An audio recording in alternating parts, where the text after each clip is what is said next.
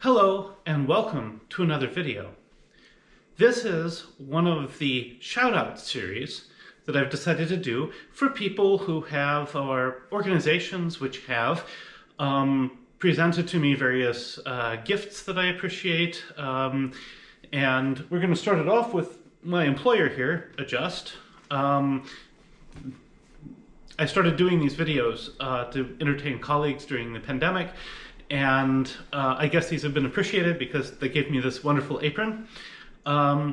So this particular video, shout out to Adjust. I serve as Director of IT Operations at Adjust, which means my job has nothing to do with food, but I certainly have fun with these videos, and I think some of my colleagues enjoy them, I hope as well. So anyway, fall is here. Gray skies, cool weather, leaves turning color. Now,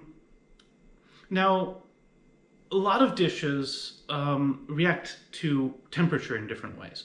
So what we're going to do today is we're going to make a dish that is very, very difficult to make in hot weather. It's maybe possible, but I've never really succeeded. At least I've never tried here in Germany, and when I've tried in Indonesia, it's always come out terribly. But is relatively easy to make in cold weather, and that's sauerkraut.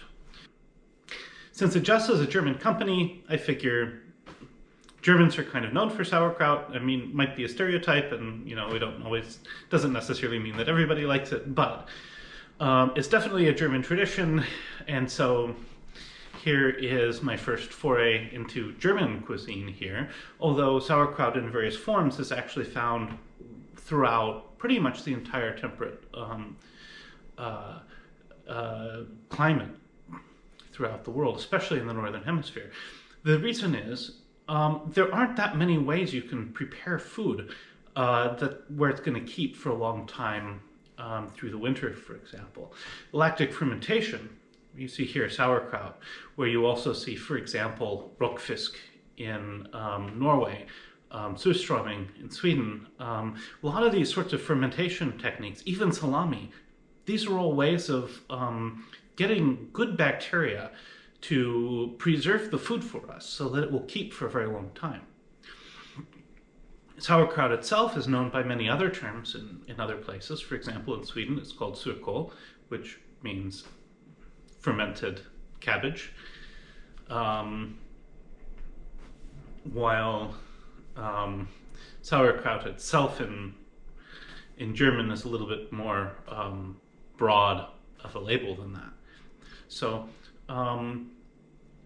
any rate, this is a dish which is very temperature centric, and because it's temperature centric, it's worth kind of keeping an eye a little bit on the season you're in, and if you're expecting warm weather, you want to add a bit more salt. If you're trying to make it during the summer, you need to add a lot more salt. Additionally, you can probably make it in the summer here in Germany, but I don't believe it's going to work in somewhere like the United States or places like that. That's because the microclimate, or not microclimate, but microbial biome here is very heavily centered around the sorts of bacteria that we found useful in centuries and centuries of food preparation. So, welcome to this. And now for our ingredients. I have 2 half heads of cabbage here. I previously made kohlroulade using a method where you don't blanch the whole head. So these have not been cooked in any way. I decided to go ahead and use both of these. This is equivalent to probably 1 large head of cabbage. And then I have sea salt. You can use any salt really, but salt's super important to sauerkraut. If you don't add salt, it rots. So let's get started. So the first thing to do here is to cut the cabbage in quarters and cut out the heart. The problem is the heart has some kind of mustardy flavors, probably not so great. But basically we're going to do this, and then we're going to very finely shred it. Some people like to use a grater. I actually prefer it to be just a little more coarse, so I'll use a knife. and we're just going to cut it like this. And then what we're going to do is we're going to take these pieces and we're going to put them in here, and then put salt over them periodically. So I'm going to slice this, and when I get enough to put in there, then I'll come back and we'll talk about next steps. So here's basically 1/8 of the amount of cabbage I'm going to put in. So I'm going to go ahead and throw this in here. And each time I put some in, I'm going to add some salt. Now, the one problem with this is coarse. So I'm actually going to supplement it at the end with a bit of finer salt. I'll explain why. Part of what we use the salt for is osmotic pressure, which basically means the salt's going to go ahead and draw water out of this cabbage. Now this cabbage has been in the refrigerator for a while, so maybe it's not going to be that watery anyway. But we're still going to go ahead and let it go through the initial osmotic pressure. As we do this, we're going to go ahead, basically what's going to happen is that water from inside the cabbage is going to get drawn out, and the cabbage is going to wilt and dry out a little bit. That's perfectly normal. Just as another note, if you're in a hurry and you don't slice it too thin, it's still going to ferment fine. In Sweden, sometimes they actually ferment the heads of cabbage whole.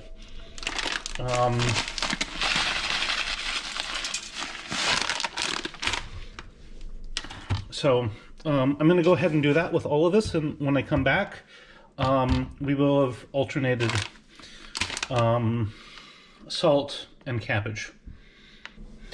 So I have a head of cabbage, about 100 grams of salt. I'm going to add just a bit of a finer salt because I want to start this process of the brine coming out.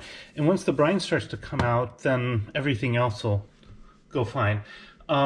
Now, these are the inner leaves, and so even though they've been in the refrigerator for a while, and they probably don't have as much water as they would before, they're still the most watery part of the cabbage. So hopefully we'll get a lot of juice coming out, and that'll be instrumental in kind of getting this started. The next thing we need to do is we need to put a weight on this and push it down so that so that as this wilts, it depresses and compacts together, and the brine is able to just kind of touch all of the cabbage. We're going to let this sit under a weight for about 24 hours, and then we'll come back and add water to cover this. But we want to see how much juice comes out first. So my typical weight setup is just to put like a saucer or something on top so that it can push down a bit, and then to take a bowl of water. And I'm going to fill this bowl fairly full of water and just set it on top like this. Now the lactobacillus that we need is already in the atmosphere. It's everywhere, especially here in Europe. I found the amount of lactobacillus to be easy to underestimate. In the US I was used to putting, tomato sauce in the refrigerator for a week and a half and eating it afterwards, but here if you do that, it goes sour.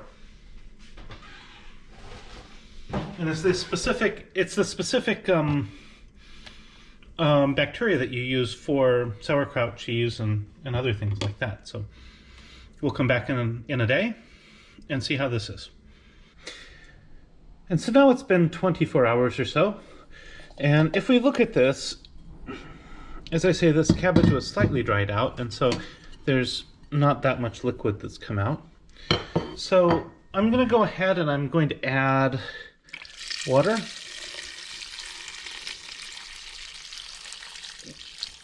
And it's going to take a fair bit.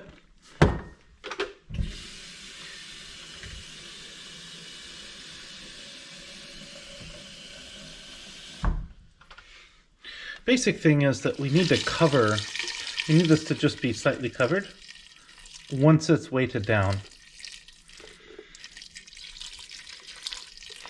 So that's plenty of water. Put my plate on top. And you could actually put this down this way too. So I'm going to do that.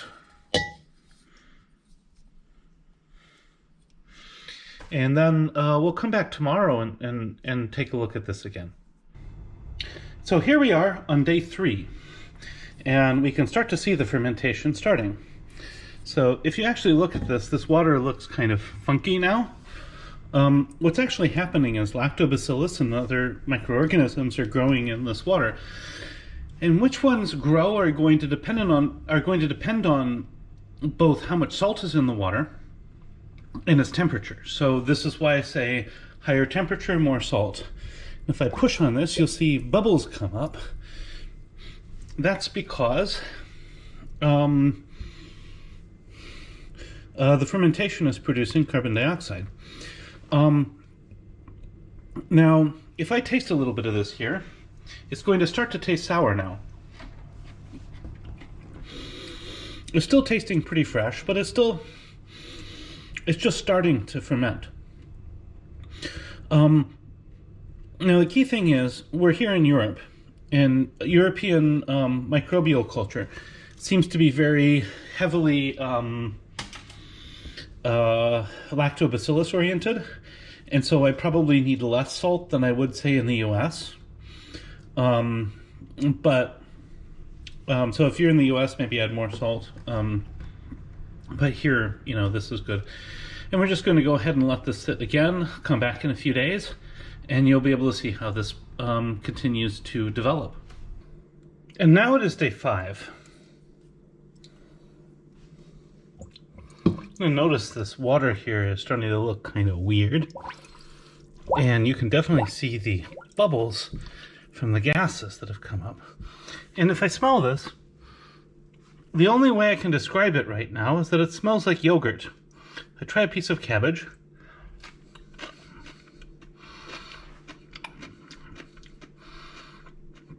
It's still crunchy, but it's starting to develop a sour flavor. So what's going on right now is that the yeasts are suppressed by the salt, and the lactobacillus is eating all the sugars inside the cabbage. As this happens, this cabbage becomes sour. It will become cured in the lactic acid that results, and we will have sauerkraut. Now note that this is the same process by which we make yogurt, we just make yogurt out of milk. So we'll give this another couple days, and we'll come back and take a look. So here we are at day 7.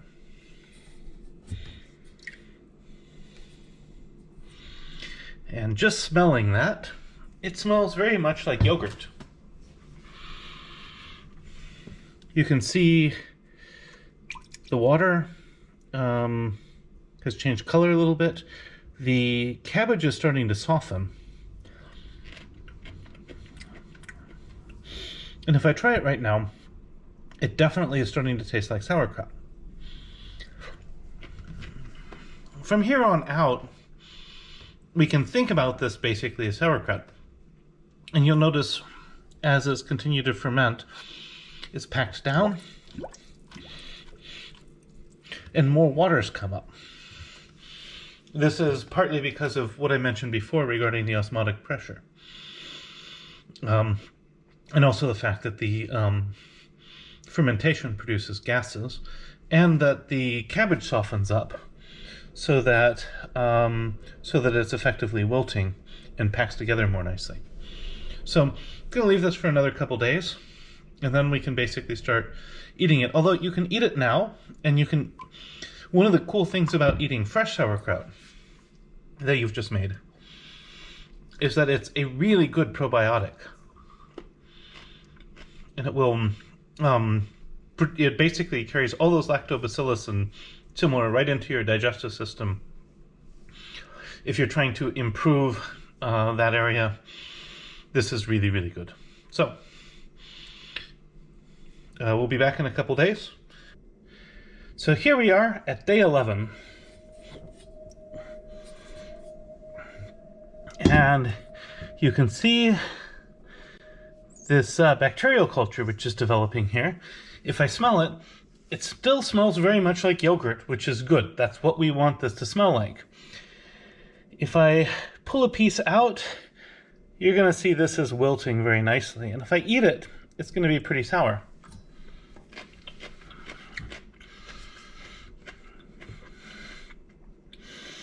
At this point, I'm going to consider this to be done.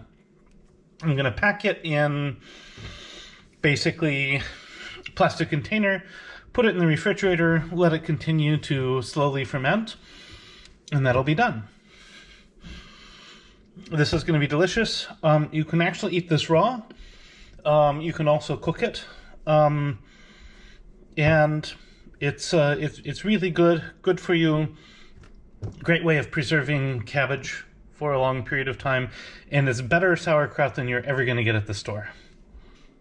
And now for the taste test. You can see this is nicely wilted. I could cook it, but I'm just going to eat this raw. Go ahead and try it.